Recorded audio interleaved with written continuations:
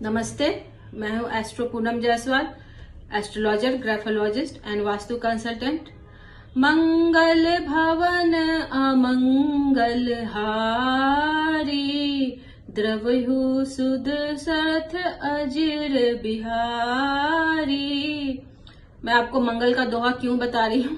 क्योंकि मंगल की आज हम बात करने वाले हैं। मंगल ग्रह से जुड़ी हुई कुछ बातें करेंगे। सारी बातें एक वीडियो में करनी पॉसिबल नहीं है, तो उसके लिए बहुत लंबा वीडियो होगा। मैं शॉर्ट में थोड़ा थोड़ा आपको बताती हूँ और हो सकता है इससे आपको हेल्प मिले, आप समझ पाए।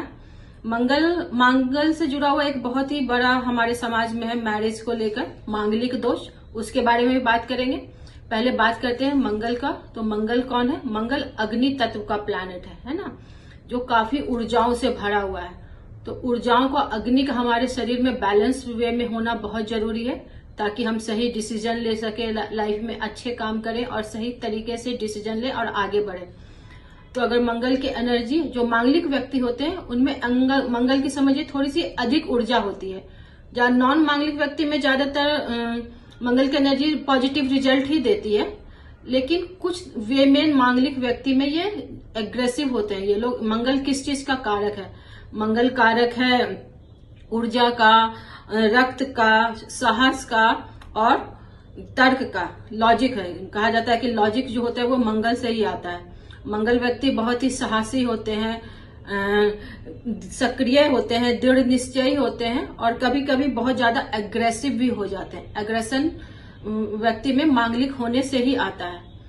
तो मंगल व्यक्ति को अपनी ऊर्जा को थोड़ा सा बैलेंस करके चलना चाहिए, जिससे उनको अपनी ऊर्जाओं को सही से वो इस्तेमाल कर सके। नॉन मांगलिक से जब मंगल की शादी होती है तो उसमें ऊर्जाओं का तालमेल थोड़ा सा कहा जाता है कि थोड़ा सा वो डिफरेंट हो जाता है, थोड़ा सा अनबैलेंस हो जाता है।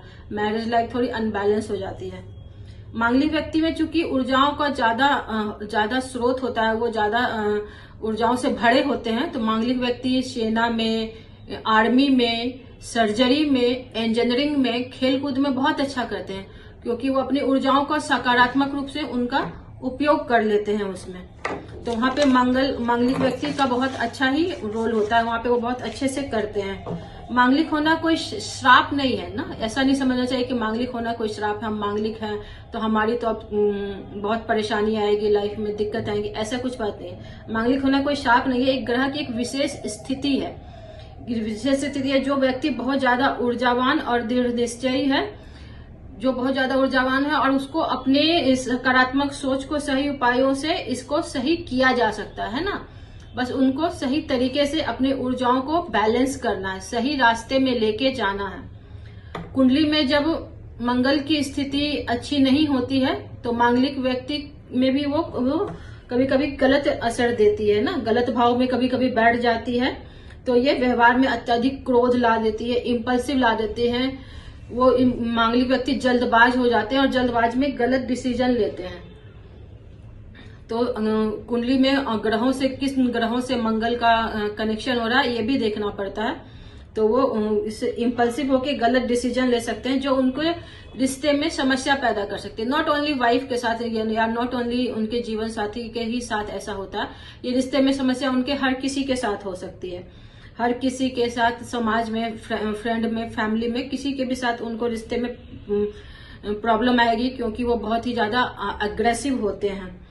तो व्यक्ति को कठिन परिस्थितियों, लेकिन मंगल को है ये भी कहा जा सकता है कि जो मांगलिक व्यक्ति होते हैं वो कठिन परिस्थितियों में भी लड़ना जानते हैं, जूझना जानते हैं, वो हार नहीं मानते हैं।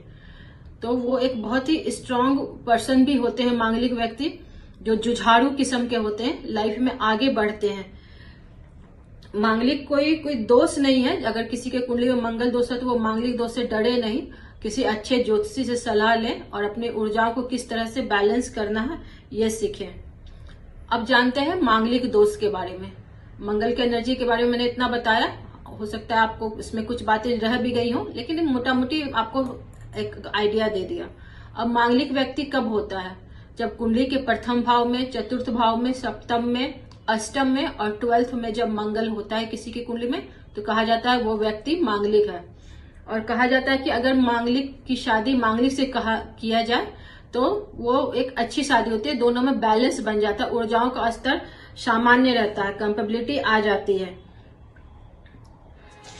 मांगलिक शास्त्रों में कहा गया है कि अगर एक मांगलिक व्यक्ति की शादी मांगलिक से की जाती है तो वो दोनों एक दूसरे की ऊर्जाओं को संतुलित कर लेते हैं, दोनों का एक दूसरे के मंगल के प्रभाव को संतुलित कर लेते हैं। जैसे मैथ्स में होता है माइनस माइनस प्लस, तो उसी तरह होता है। इसलिए कहा जाता है कि मांगलिक व्यक्ति की शादी मांगलिक से करना चाहिए। लेकिन ऐसा नहीं है कि आप सिर्फ ये ही सत्य है, आप नॉन मांगलिक से भी कर सकते हैं अपनी ऊर्जाओं को सही तरीके से चैनलाइज करके। जैसे मांगलिक व्यक्ति को ज्यादातर योग, ध्यान, मेडिटेशन करनी चाहिए,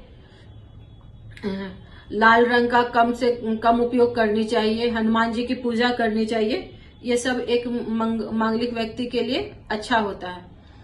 तो अगर इस तरह की चीजों को उपयोग करें तो वो एक नॉन मांगलिक से भी शादी उनकी हो सकती है और उनकी लाइफ बेहतर हो सकती है। तो उम्मीद है मंगल दोष पे मेरा ये वीडियो आपको पसंद आया होगा। अगर आपको मेरे वीडियो पसंद आते हैं तो इसे ज्यादा से ज्यादा लाइक करें, शेयर करें, कमेंट्स करें और मेरे चैनल चूंकि न्यू है तो इसे सब्सक्राइब करके मुझे ज्यादा से ज्यादा फॉलोअर दे। नमस्ते।